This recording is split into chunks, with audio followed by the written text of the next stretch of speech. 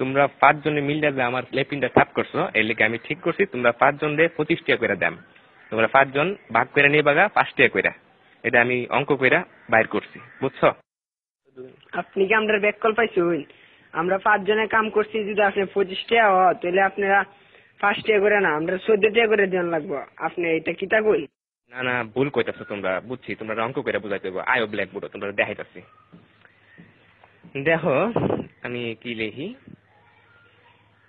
এই হইল 25, 25 5 দিয়ে ভাগ করলে 5 টাকা থাকে।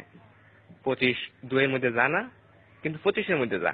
25 5 দিয়ে ভাগ করলে থাকে 5।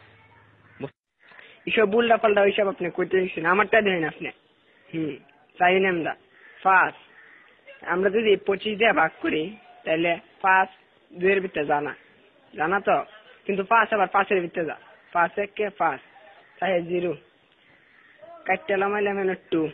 দেখুন আমরা জানি 4 5 20, তাই 4 5 20, তাই ভাগফল 14, তাই আমরা 14 দিয়ে করে দেব। এইসব আদা সুদা কথা করতে শুনছো, আমরা তো গুণ করে দেয়া যাচ্ছি। এই দেখো এটা হচ্ছে 5, 5 দিয়ে গুণ করলে হয় 25, বুঝতে পারছ? এটা আজাইরা বাজাইরা আপনি কি সব করতেছেন?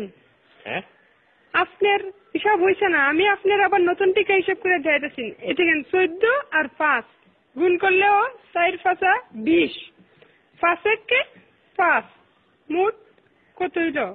25। দেখছেন আমার হিসাব? অহন বুঝতে পারছি তোমরা সত্যি আসুদা।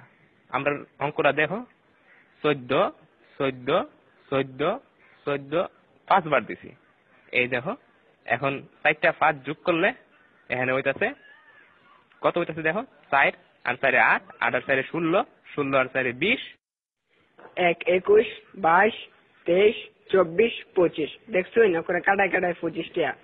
আপনি কি হিসাব শিখছেন সারা জীবন পড়ালেখা কইরা? কি বালের হিসাব! হালিয়ার হালাই কি বুঝাই গেল এটা আমারে?